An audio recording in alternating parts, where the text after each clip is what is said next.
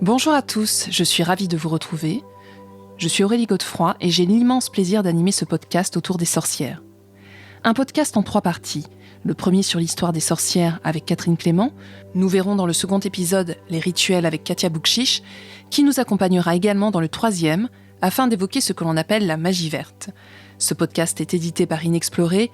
Vous le retrouverez sur notre plateforme Inexploré Digital en intégralité pour les abonnés. Pensez à nous soutenir pour profiter de tout l'univers inexploré, des articles, des podcasts et nos magazines trimestriels en format papier et numérique.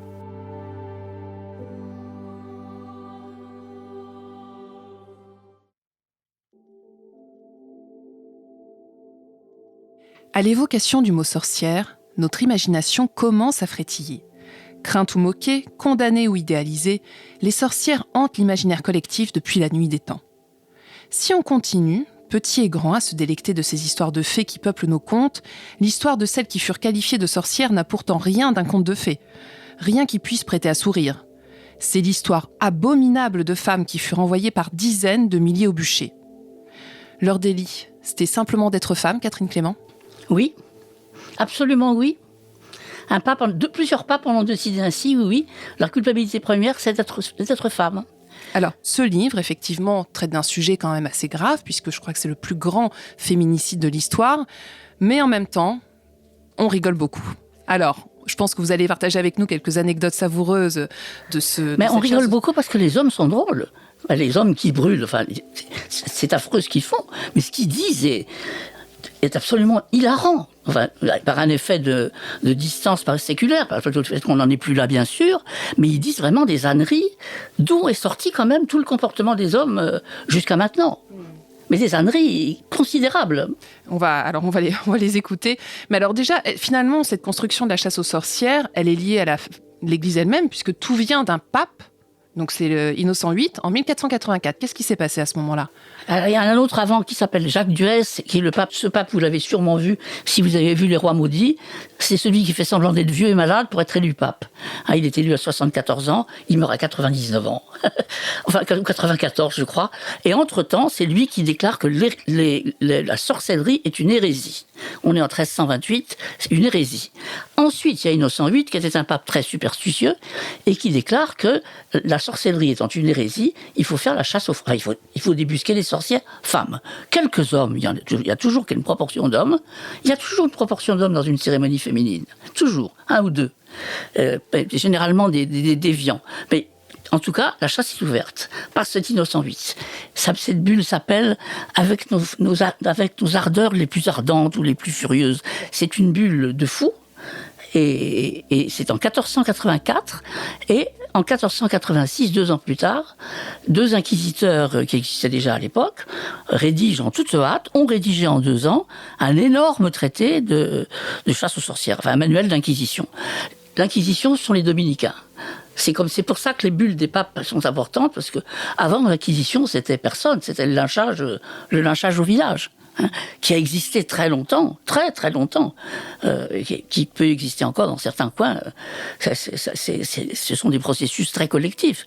Mais la régulation, si on peut dire, la chasse aux sorcières bien ordonnée, bien faite, sérieusement, avec tous les critères, c'est dans le manuel qui s'appelle Le Marteau des sorcières. Catherine Clément, vous avez un extrait à nous lire, on vous écoute. Pourquoi, dans le sexe si faible des femmes, trouve-t-on davantage de sorcières que parmi les hommes ? Il ne sert à rien, en effet, d'apporter des arguments en sens contraire, puisque l'expérience elle-même, en plus de paroles dignes de foi, rend crédible de tels témoignages. Disons, sans mépriser un sexe en qui Dieu, pour notre confusion, a toujours fait des œuvres de puissance, que là-dessus, des raisons diverses sont alléguées par des gens divers, toujours cependant concordantes pour le principal. D'où aux femmes aussi la chose est bien prédicable, elles aiment elles-mêmes en entendre parler, comme l'expérience l'a souvent prouvé, pourvu qu'on la propose discrètement. Alors, on va y revenir, mais avant, ce qu'il faut dire aussi, c'est que la place des médecins est là dès le départ. Enfin, ils prennent une place tout de suite, en même temps que le clergé. Elle est discrète parce que ce sont les grands ennemis des inquisiteurs. Là, on est au début du XVe siècle, en gros. La chasse aux sorcières, elle est plus tardive. Elle démarre vraiment en Europe au XVIIe. Mais restons à cette époque. Oui, il y a toujours des médecins, un médecin au moins, pour dire mais c'est pas du tout la sorcellerie, elle est malade, elle est démente. Il y en a un qui est formidable, qui s'appelle Michel Marescot, et qui fait disparaître les démons en appuyant toutes ses forces sur la tête de la possédée. C'est une façon de procéder, attendez, effectivement. C'est pas tout. À ce moment-là, elle se calme, elle devient très calme, et absolument désolée, l'inquisiteur qui est là dit « Ce n'est plus que Marthe ». C'est absolument formidable, ça. Et alors, ce marteau des sorcières, donc ce manuel, qu'est-ce qu'il nous dit ? Parce qu'il est conséquent, là, vous l'avez amené avec vous, effectivement, je vois que vous l'avez beaucoup annoté. Qu'est-ce qu'il raconte, ce marteau des sorcières ? Alors, est-ce qu'il y a les sentences ? Comment est-ce qu'on reconnaît une sorcière ? Quelles sont ses caractéristiques ? Qu'est-ce que ça nous raconte ? Ça serait ça, si c'était ça, ça serait très bien. Mais c'est un fatras. C'est un fatras d'anecdotes, de jurés reçus de la bouche d'un témoin qui était là, qui était le petit-neveu de la femme du docteur. Enfin, c'est des choses absolument irréelles. Ça n'est pas ordonné. C'est faussement ordonné, donc c'est très difficile à lire parce que c'est incohérent, mais de A à Z, avec des déplorations parce que des sorcières vivantes n'ont pas été brûlées et que je la connais, la sorcière, elle est toujours là, elle m'a fait disparaître mon pénis, mais elle est toujours là. C'est ce style-là, quand même. Et on peut en lire d'autres, si vous voulez. Ah si, il y a aussi ça. La femme, qu'est-elle d'autre que l'ennemi de l'amitié, la peine inéluctable, le mal nécessaire, la tentation naturelle, la calamité désirable, le péril domestique, le fléau délectable, le mal de peinture peint en couleur claire. D'où, puisque la renvoyer est un péché et qu'il faut la garder, alors notre tourment est fatal. Ou bien commettre un adultère vous la répudiant, ou bien vivre dans des disputes quotidiennes. Tullus Cicéron dit aussi dans ses rhétoriques « Les nombreuses passions de l'homme le conduisent chacune à leur vice, mais une seule passion conduit les femmes à tous les vices. À la base de tous les vices des femmes, il y a la jalousie. » Sénèque dit aussi dans ses tragédies « Une femme, où elle aime, où elle est, il n'y a pas de troisième voie. » C'est beau ce truc, C'est super, ouais. Au centre du livre, il y a le membre viril, qu'il s'agit de protéger puisque c'est lui le héros. Donc le sexe masculin ? Le pénis, le phallus, appelez-le comme vous voulez. Dans le texte, c'est le membre viril. Je tiens quand même au texte, il faut rester comme ça. Jusqu'à un passage que, si vous voulez, je pourrais retrouver, dans lequel les inquisiteurs mesurent la hauteur de l'érection pour décider si c'est une impuissance physiologique ou satanique. Alors, on trouve aussi dans ce marteau des sorcières 2 caractéristiques et aussi des précautions à prendre avec les suspects, le silence et les larmes. On va dire 2, entre autres, parce que dans ce fatras, il y a toujours mais les points importants. 2 principales, oui. Ils sont assez simples, finalement assez simples et épouvantables quand on réalise qu'on demande à une fille ou une femme ou une vieille qui est en face de vous. Voilà, vous êtes en face de moi, maintenant, s'il vous plaît, pleurez. Là, tout de suite. Vous pleurez pas ? Ben, vous êtes une sorcière. Voilà. C'est assez simple. Et si vous pleurez, c'est peut-être des fausses larmes. Donc on va vérifier, on essuie tout et on recommence. Seules pleurent les innocentes. Sur commande, c'est le premier critère. Le deuxième, c'est la taciturnité. Beaucoup de ces sorcières étaient des paysannes souvent analphabètes, comprenant pas forcément la question qui leur était posée. Maintenant, répondez. Vous répondez pas ? Ben, vous êtes une sorcière. La taciturnité. Donc ça, c'est les 2 critères principaux. C'est les critères d'approche. Après, bien sûr, il y a la torture. Mais je n'ai pas trouvé dans ce marteau des sorcières les marques du diable, choses qui doivent être dans d'autres traités. Celui-là, c'est le plus diffusé. Il y a même une version de poche pour aller dans la soutane. Une version mini pour aller dans la poche de la soutane. Et il a été en activité jusqu'en 1669, ce qui est quand même, en France en tout cas, ce qui est quand même sidérant comme longévité. Et qu'est-ce que ce marteau des sorcières nous dit sur la torture quand même ? Elle doit être décente, figurez-vous. Elle doit être décente. Et par exemple, un exemple de décence qui est bien mentionné, parce que Jeanne d'Arc court dans le bouquin sans être jamais nommée, et considérée comme sorcière alors qu'elle n'a pas été jugée pour sorcellerie du tout. On a bien fait de brûler Jeanne d'Arc sur une place publique, pas devant une église, ça c'est décent. La salle de torture doit être décente, bien mesurée, bien carrée, pas accueillante, mais propre, pas comme un souillon. La torture, c'est scientifique. Et c'est vrai, ça l'est. C'est scientifique. Et alors, quels détails on nous donne pour ces tortures? Non, il n'y a pas énormément de détails. Il n'y a pas plus de détails que de ce qu'on connaît sur la torture, les bois, enfin, la torture classique.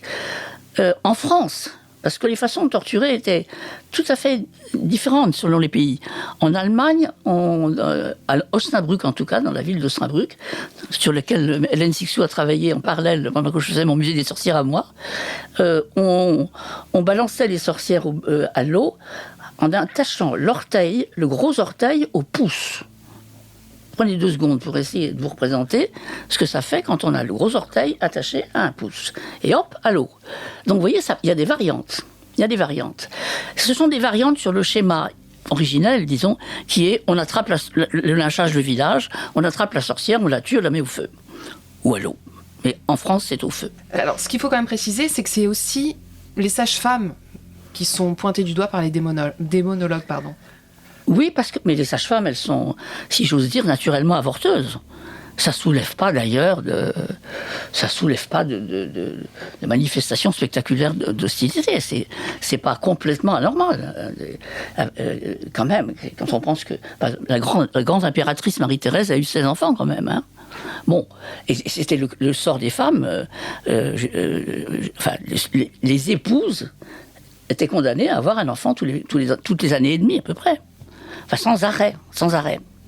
C'est le cas de Marie de Lesinska, donc ça va des reines aux paysannes, c'est pareil.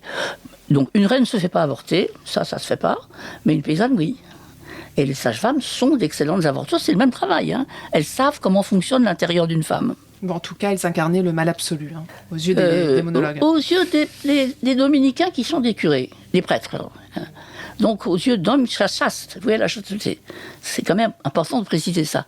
Oui, les avorteuses, c'est en un sens légitime. Alors, il y a un personnage qui a joué un rôle important, c'est notre ami, si j'ose dire, avec des gros guillemets, Pierre de l'Ancre. Qu'est-ce qu'il a fait, celui-là ?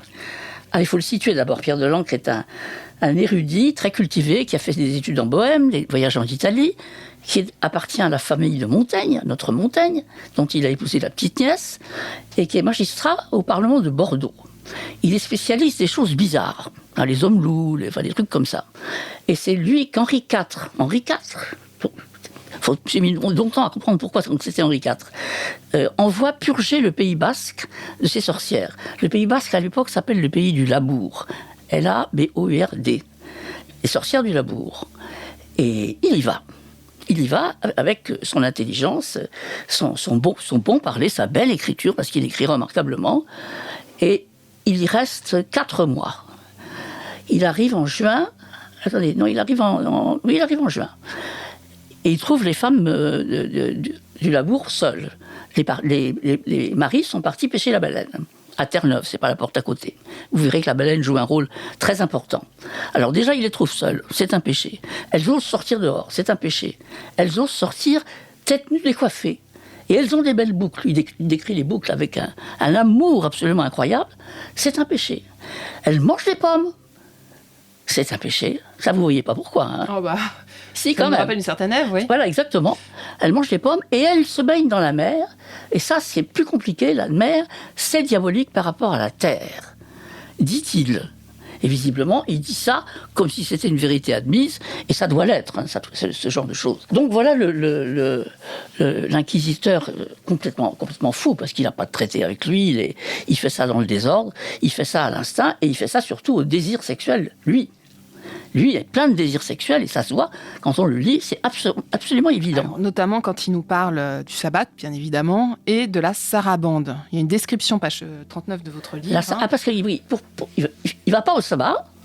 Il va pas au sabbat, mais il fait raconter. Il prend des petites filles qui ont été au sabbat, et il fait raconter le sabbat par des petites filles de 10-12 ans, ou 8-10 ans. Et elles dansent, au sabbat, on danse dans toute l'Europe, on danse la sarabande d'ailleurs à ce temps-là, à cette époque-là. Ce qu'il écrit dans votre livre, c'est la danse la plus lubrique et la plus effrontée qui se puisse voir, laquelle des courtisanes espagnoles s'étant depuis rendues comédiennes, ont tellement mis en vogue sur nos théâtres que maintenant nos plus petites filles font profession de la danser parfaitement. D'ailleurs, c'est la danse la plus violente, la plus animée, la plus passionnée, et dont les gestes, quoique muets, semblent plus demander avec silence ce que l'homme lubrique désire de la femme que tout autre. Il nous ferait pas des petites projections quand même, Pierre Delancre, là ? Bah oui, tout le temps. Mais ça, il en fait plus qu'un inquisiteur dominicain qui est quand même un peu plus, disons, de devoir de réserve. Mais il n'y a pas que ça, on saute dans la sarabande. Et donc c'est une danse qui fait avorter. Comment ne le sait-on pas qu'on avorte quand on danse la sarabande? Vous voyez bien que tout tourne là, c'est pas le membre viril, aussi c'est le sien à vrai dire. Hein. Ça tourne pas autour de la bandaison du sexe, mais ça tourne autour de tout ce qui le fait frétiller, lui. Et ce qu'il aime, ce sont les danses à distance, lentes, les danses guerrières. Donc il aime les haka. Voilà, les haka des équipes de Nouvelle-Zélande. On avance et on peut dire que notre salut en Europe vient de Madame de Montespan. Vous allez nous raconter Elle est très l'histoire. inattendue, celle-là. Elle est très inattendue. Donc là, on est à la fin du XVIIe siècle. Hein. Entre-temps, il y a eu tout un défilé de possédés et de diables, de dénonciations en tout genre, d'injustices absolument hurlantes, de choses monstrueuses comme d'exhumer un cadavre pour le faire brûler sur un bûcher parce qu'il est déclaré sorcier après sa mort. Chose folle quand même. Hein. Il y a eu beaucoup de ça.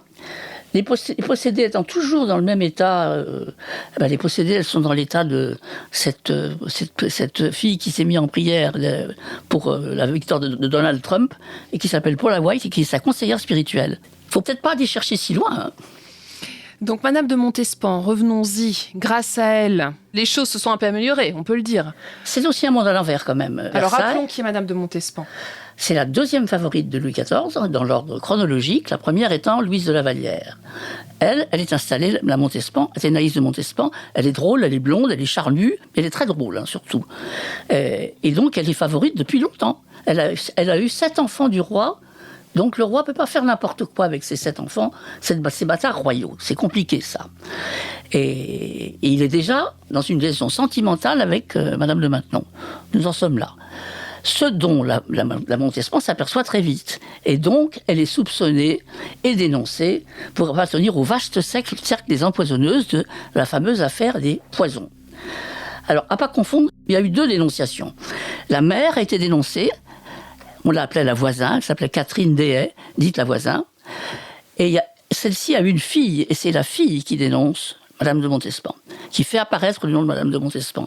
Dans le discours de la mère, il y a les femmes de magistrats qui empoisonnent leur mari, il y a les femmes des nobles de Versailles qui empoisonnent leur mari, ce qui avait été très bien mis en évidence dans un feuilleton franco-américain qui s'appelait Versailles. On voyait très très bien l'importance des empoisonnements familiaux à Versailles, ou des suicides d'ailleurs, si les nobles se ruinaient au jeu.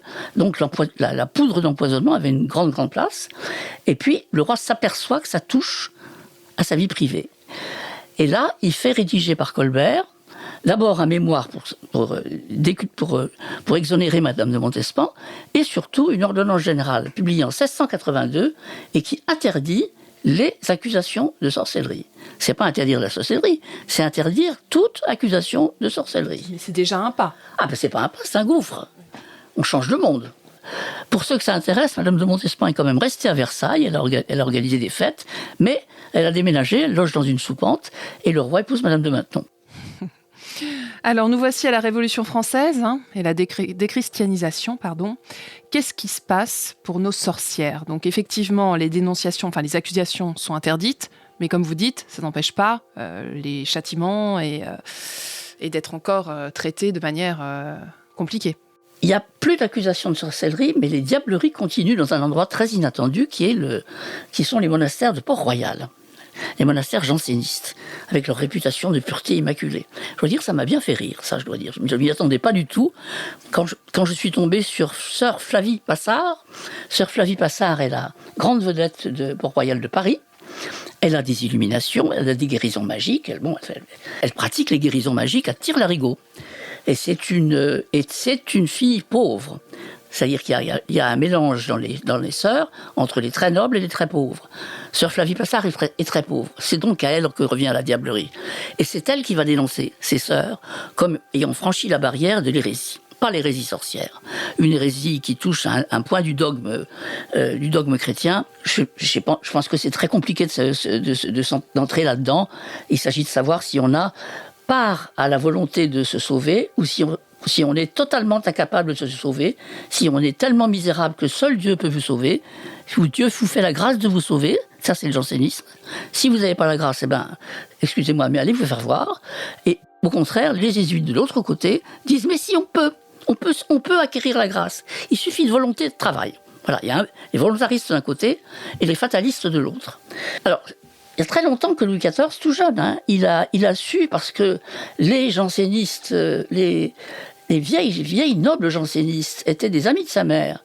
Elles avaient toutes fait la fronde contre lui, enfant. C'était toutes des frondeuses. Donc il les surveille, il voit qu'elles sont toutes à Port-Royal.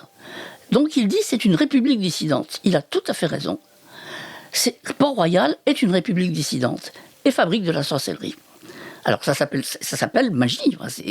La nièce de Pascal a été guérie d'un abcès à l'œil par sœur Flavie Passard, bien entendu, et c'était considéré comme miracle, et ça a été un miracle attesté, alors que c'était purement mécanique, l'abcès à l'œil. Donc là, on observe une espèce d'évolution de la forme de c'est-à-dire ce que j'appelle les diableries, ou les acrobaties, si vous préférez, les acrobaties corporelles des femmes qui pourraient être sorcières, ça continue. Ça a pris une forme religieuse, mais ça continue. Sauf qu'il y a un roi qui est appelé l'homme ennemi, quand même. Elle appelle le roi l'homme ennemi. Le roi les dissout, race Port-Royal. Il a bien compris que c'était un républicain, ce truc. Il a bien compris que l'idée, c'était de se passer de roi. Et il fait exhumer les cadavres. Et là, ça repart. Pardon, il fait exhumer les cadavres où ? Pardon, il fait exhumer les cadavres et enterrer dans le cimetière de Port-Royal des Champs. Il y a 3000 corps qui sont entourés là. Il les fait tous exhumer, et puis ils sont transportés en charrette. Et puis il y a des bouts de morts qui tombent, et puis il y a des paysans qui ramassent des petits bouts d'ossements, et commence le culte des reliques. Par le culte des reliques, on retombe dans le sabbat. C'est quelque chose qui vous fait revenir à l'époque du sabbat.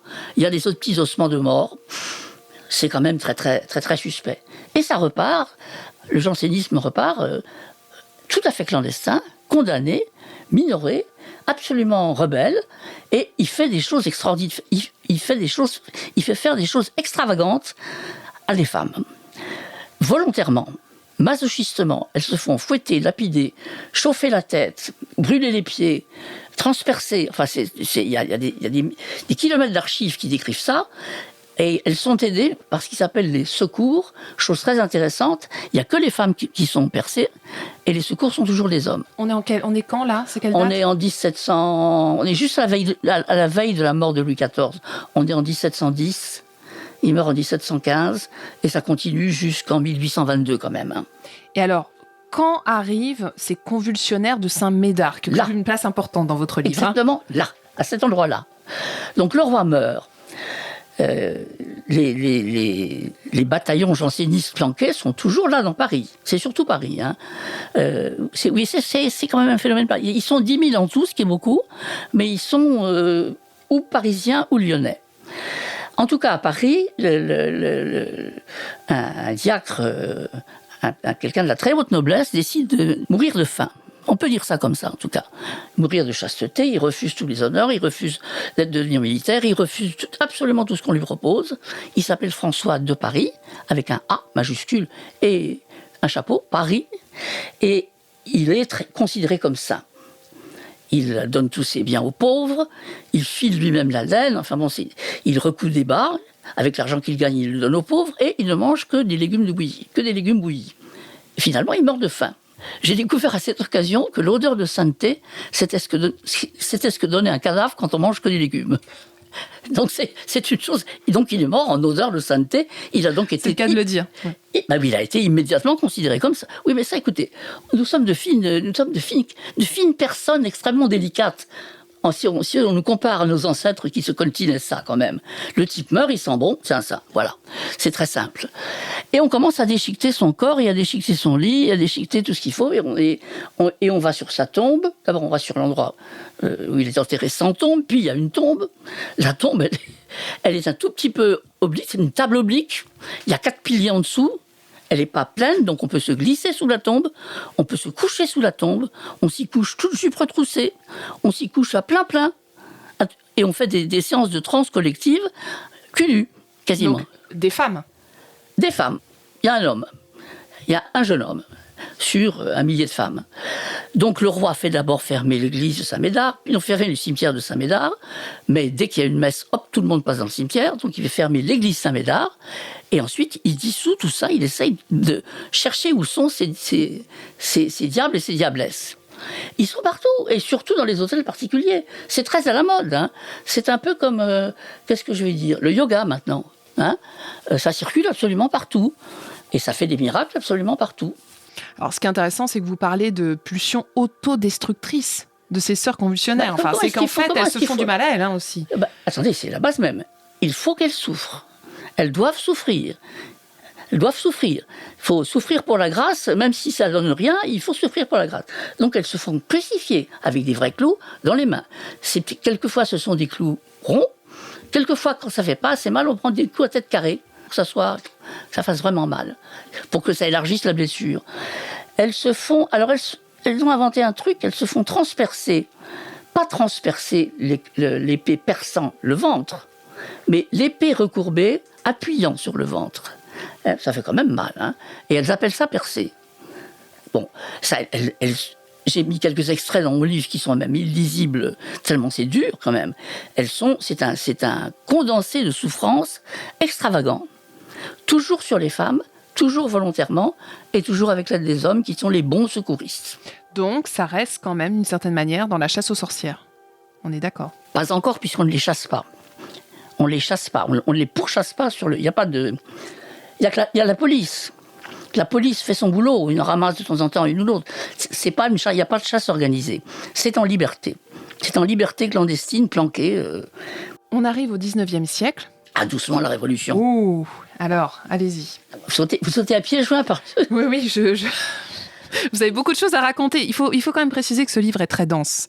Passionnant, mais il y a tellement d'informations. Mais là, j'en ai rajouté qui ne sont pas dans le livre, figurez-vous. En plus. Alors, on vous écoute pour la Révolution. Jean Delumeau, qui était un historien du christianisme, disait que même avant la Révolution, la France commençait à se déchristianiser. Donc c'est très important de comprendre, parce que ça permet de comprendre pourquoi la Révolution peut éclater. Ça permet de comprendre que les gens déchristianisés, il n'y a plus de cadre, il n'y a plus de... Bon, c'est libre, si vous voulez, il n'y a plus de barrière, il n'y a plus rien. Et ça donne ce genre de folie convulsionnaire. À la Révolution, tout bascule. Tout bascule, il y a quand même 2 prophétesses, dont une qui est la conseillère de Robespierre. Alors celle-là est très intéressante quand même. Elle s'appelle Catherine Théot. Elle dit qu'elle est la mère de Dieu, et c'est elle qu'on va prendre comme prétexte pour entraîner Robespierre dans sa chute. Si elle est la mère de Dieu et qu'elle est copine de Robespierre, un jour elle va le dire. Oui, elle le dit, Dieu, c'est Robespierre. Et voilà, il y a quelqu'un à la Convention qui s'empare de ça, et il est arrêté pour ça. Chose très touchante. S'agissant de Robespierre, il prend le temps, alors qu'il sait qu'il va y passer à la guillotine, il prend le temps de sauver cette femme qui a 78 ans et de la faire reconduire chez elle. Je trouve que c'est élégant. Voilà, je trouve que c'est bien. Bon, la Révolution bouscule tout. Et après, il y a le retour de la monarchie, qui ne se fait pas sans peine, puisque tout ce qui est pouvoir divin de la monarchie a fondu quand même. Hein. On essaye bien de... Louis XVIII ne peut pas toucher les écrouelles parce qu'il ne peut pas bouger, il est trop gros. Charles X, on essaye de lui faire toucher les écrouelles. Les écrouelles, ce sont des bubons tuberculeux dans le cou. Ça prend dans le cou, ça donne un goitre, mais suppurant. Henri IV, pour se donner une figure de roi, revenons à lui un petit peu, avait touché des centaines et des centaines et des centaines de milliers d'écrouelles. Il faisait ça tout le temps. Parce que c'était un droit divin, c'est ça qui signe le divinité du roi. Il touche les écrouelles, on est guéri. Ça marche ou ça marche pas, la question n'est pas là. Hein. Mais c'est le toucher du roi. Donc Louis XVIII ne pouvait pas. On a essayé sur Charles X, il a trouvé ça dégoûtant. Il a fait ça une après-midi, puis après il s'est carapaté. Donc ce sont des royautés qui ne sont pas ancrées dans le sacré. Donc les royalistes ne sont pas très contents. Et les royalistes, un gros groupe, disons, de royalistes se met en tête que le dauphin est toujours vivant. Vous savez, le fils de Marie-Antoinette et de Louis XVI, le petit Louis XVII, qui en réalité est mort au Temple en 1995, mais ces gens-là sont sûrs que... Bon. Et ils en trouvent, bien sûr, ils trouvent des faux dauphins. Il y en a toujours. Hein. Ces gens-là, on les appelle des survivantistes. Non seulement ils sont royalistes, ils sont plus que royalistes, ils veulent restituer la royauté sacrée. Sacrés, ils ont le doigt dans la magie. Hein. Ils ont mis le doigt dans la serrure, là. Alors, à ce moment-là, et ça n'est pas un hasard, parce que ce sont eux qui suscitent et entourent les premières apparitions, surviennent les apparitions de la Vierge Marie. Les premières sont en 1822 en Anjou, et après, ça n'arrête pas jusqu'en 1947, en France, pour parler de la France. Mais est-ce qu'on peut dire justement qu'on retrouve la sorcière sous les traits de cette Vierge Marie ? C'est quand même assez étonnant d'imaginer c'est la première figure d'impureté qui se mue en figure de pureté absolue. Oui, enfin, d'abord sur les représentations du corps, il y a de charmantes représentations de sorcières nues, tout à fait chastes, tout à fait bien, qui font l'affaire, hein, s'il s'agissait de prendre une jeune femme. La différence, c'est que la Vierge Marie n'est jamais nue. Alors, prenons une date repère, si vous voulez bien, 1854. C'est là où la papauté, toujours elle, proclame le dogme de l'Immaculée Conception. Alors, l'Immaculée Conception, ça veut dire que la Vierge Marie, elle-même, est née sans péché. Donc, elle a donné naissance sans péché, elle a conçu sans péché, et elle a été conçue sans péché. Et la vérité est dite, je trouve, par un curé dont j'ai oublié le nom, mais qui est curé à Paris, à qui je voue une grande vénération, qui, quand il a vu ça, a pris un couteau, s'est précipité sur l'archevêque de Paris et l'a poignardé en disant « À bas la déesse !»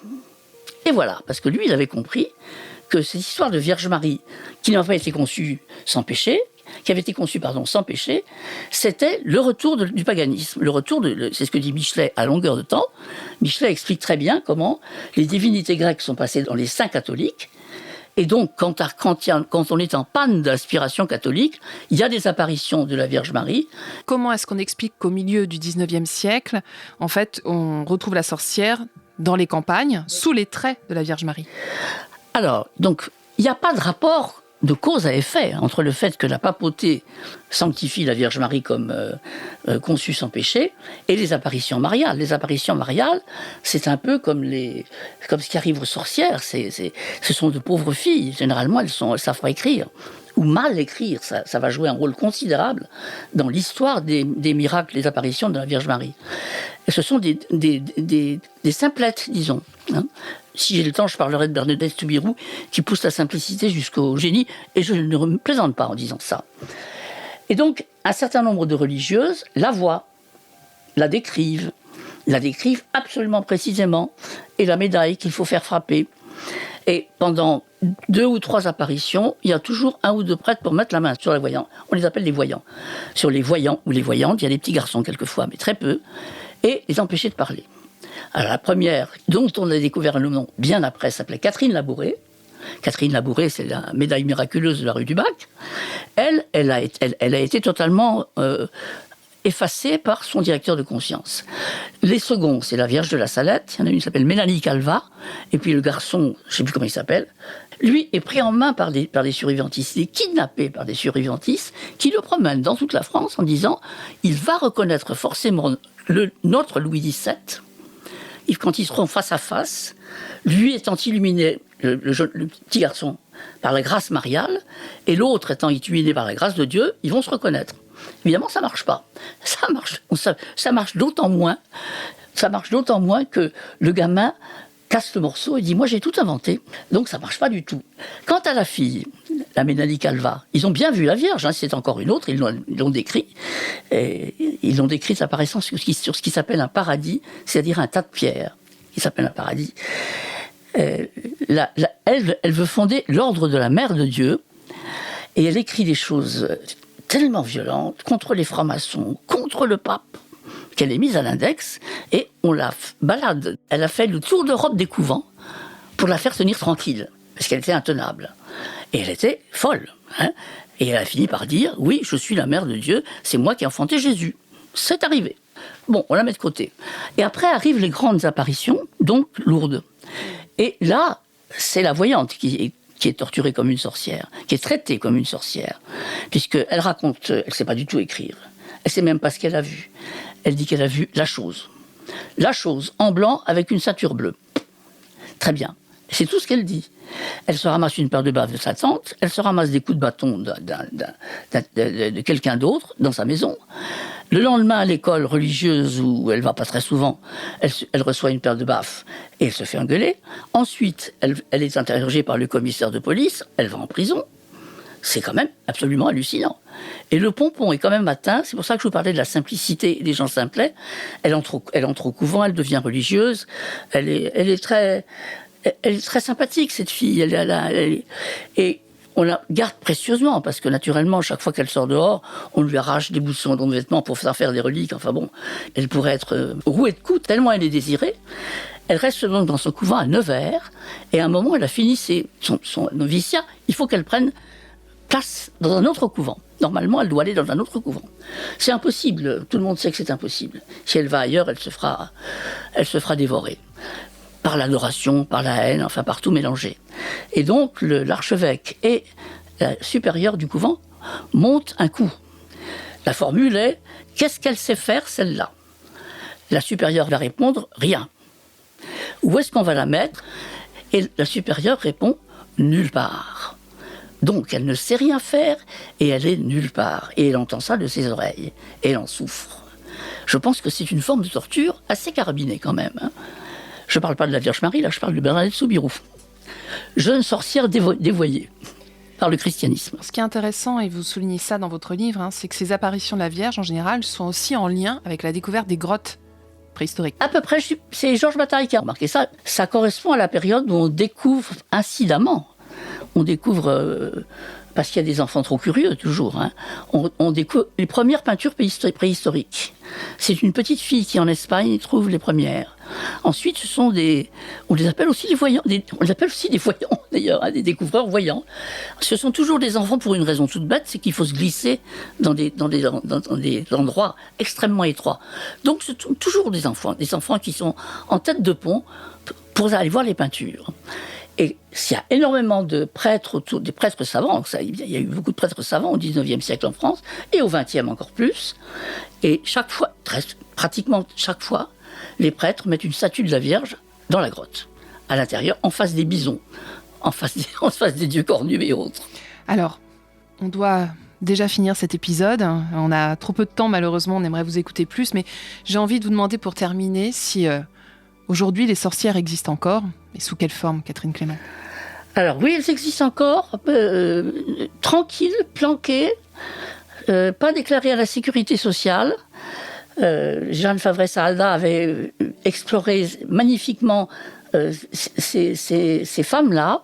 Il y a des sorciers de temps en temps, qui sont des désenvoûteuses, ou des ensorceleuses. Et elle en avait trouvé en Mayenne, moi j'en ai trouvé, et elle pensait que ça avait disparu. Non, j'en ai trouvé en Anjou en août 2019. Donc la même chose. Donc ça, je peux vous dire comment c'est parlé dans le livre de Jeanne Favret-Saalda. C'est encore un français matiné de patois. Maintenant, tout le monde parle très bien en France, malgré tout, particulièrement en Anjou. Donc le langage est parfait. Est-ce qu'il y a une tireuse de cartes par ici ? Ah oui, il y a Madame Truc. Elle habite pas loin, là. Mais attention, faut être recommandé, vous n'arriverez pas à prendre rendez-vous sans être recommandé. Et qu'est-ce qu'elle fait ? Elle machine. Alors qu'est-ce que ça veut dire machiner ? Elle tire les cartes, elle dit l'avenir, elle guérit. Elle peut faire du mal à distance quand même. Voilà, tout pareil, Donc vous en avez rencontré une récemment ? Ah non, moi je ne touche pas à ça. Je le raconte, mais je ne touche pas à ça. Merci infiniment, Catherine Clément. Je rappelle le titre de votre livre sur lequel nous sommes basés pour préparer ce podcast, Le Musée des sorcières, absolument formidable, à découvrir aux éditions Albin Michel. Je vous invite à poursuivre ce voyage en compagnie des sorcières dans notre seconde partie où nous allons explorer leurs rituels.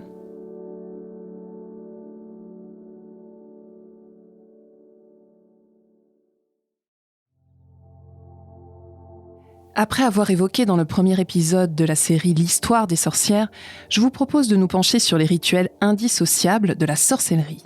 Qu'ils soient en lien avec la lune, les saisons, notre intuition et enfin notre créativité, ils sont multiples et font de plus en plus partie de notre quotidien. Nous sommes aujourd'hui avec Katia Boukchich, psychothérapeute et guérisseuse, à travers notamment des initiations et des rituels de passage. Katia Boukchich, bonjour.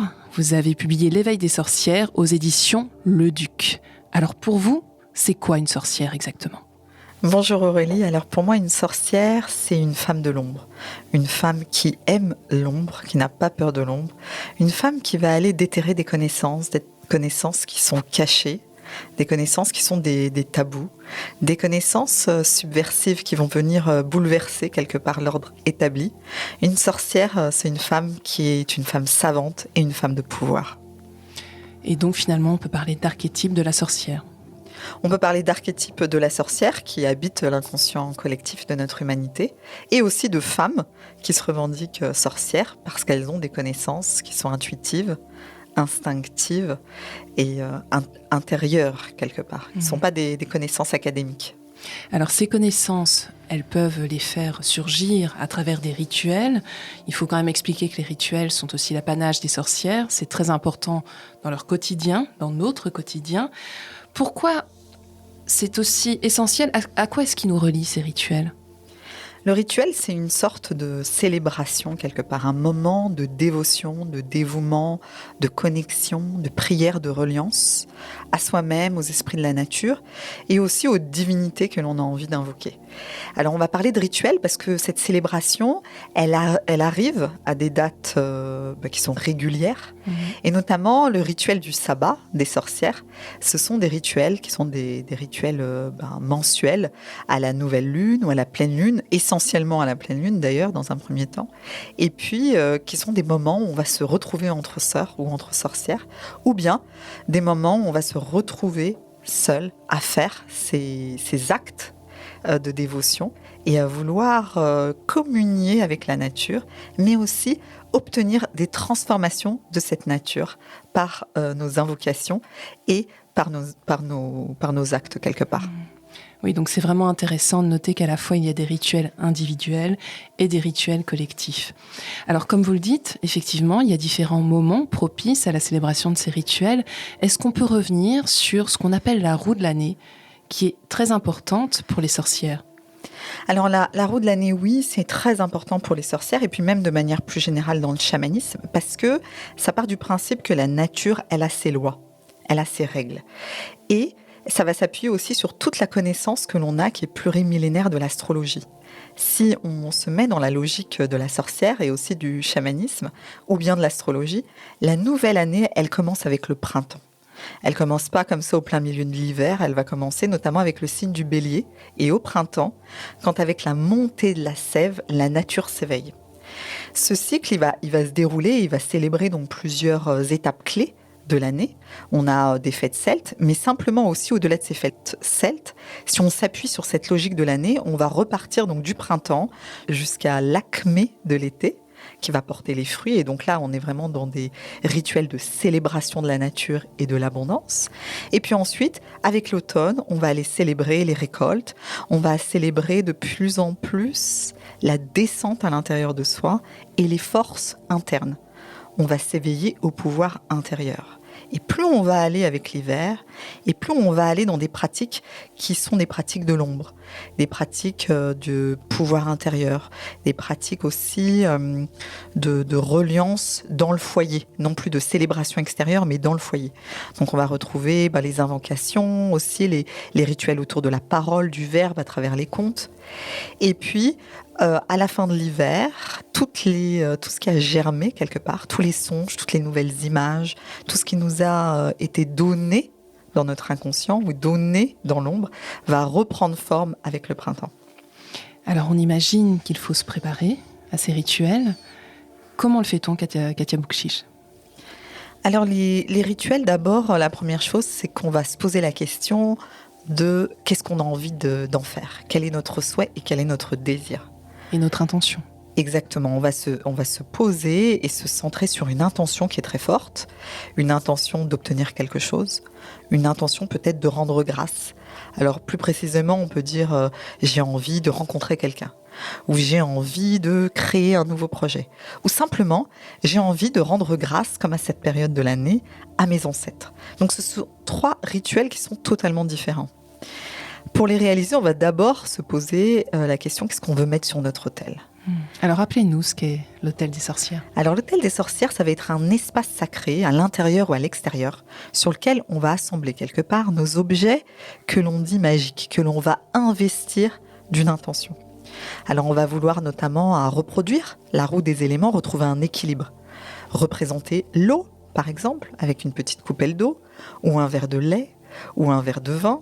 On va vouloir représenter le feu avec une bougie, ou bien simplement avec le feu dans l'âtre d'une cheminée, ou bien même la représentation d'un soleil.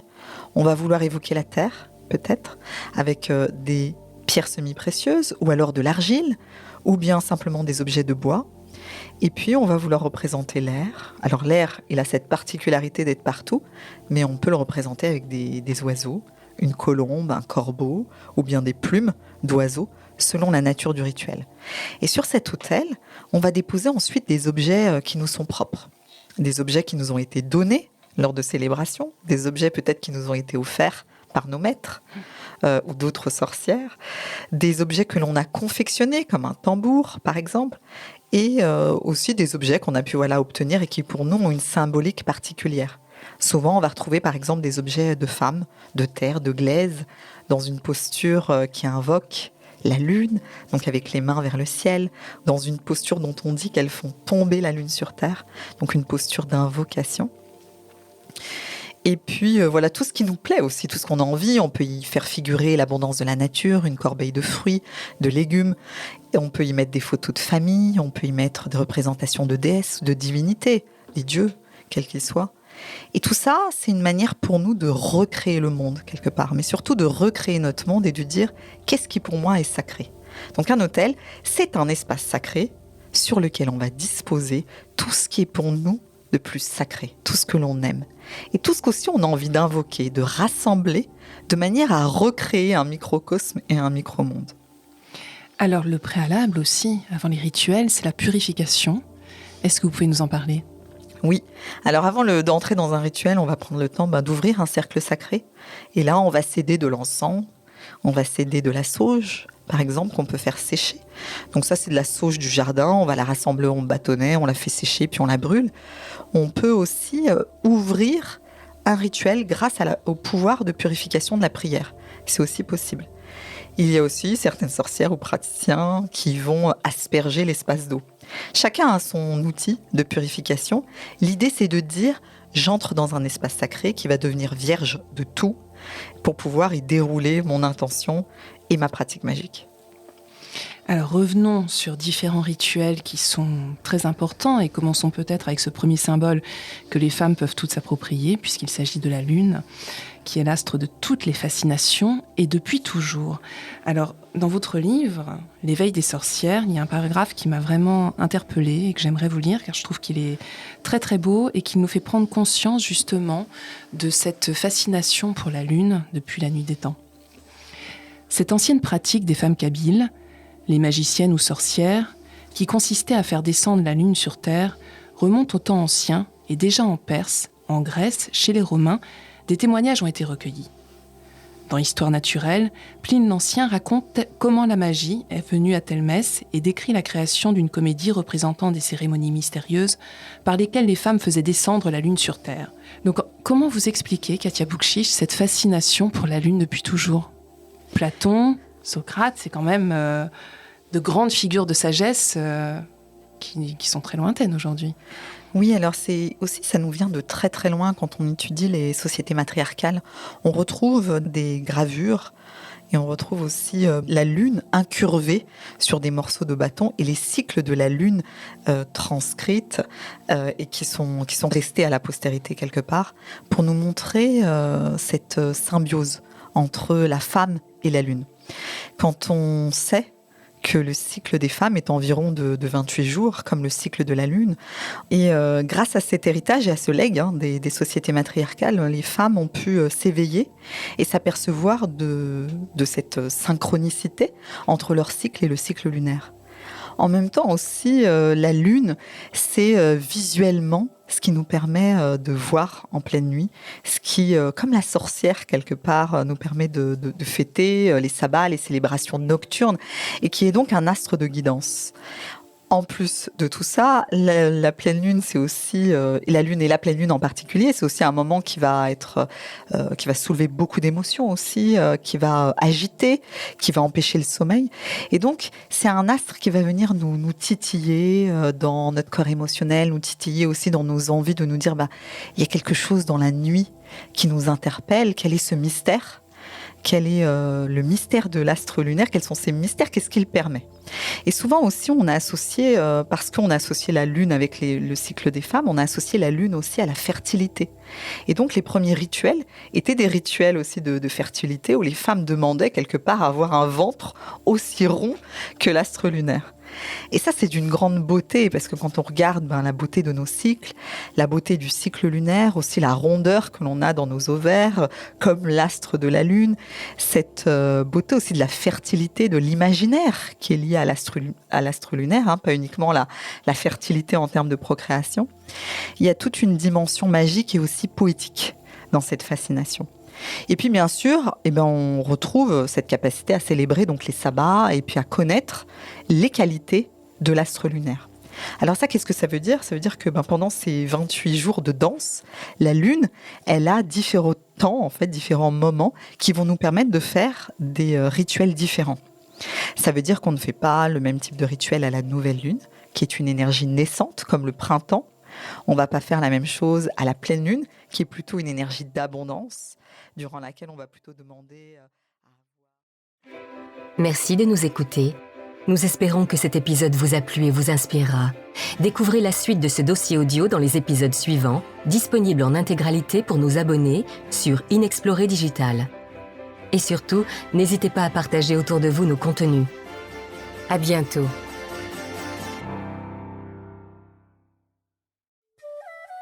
Des mystères du monde à l'extraordinaire dans nos vies. Inexploré propose des enquêtes, des expertises et des articles pratiques pour permettre à chacun d'ouvrir son esprit afin de se mettre en route sur les chemins de la sagesse et du bonheur. Abonnez-vous pour aller plus loin, soutenez-nous et profitez de toutes les versions longues de nos contenus sur Inexploré Digital. À bientôt.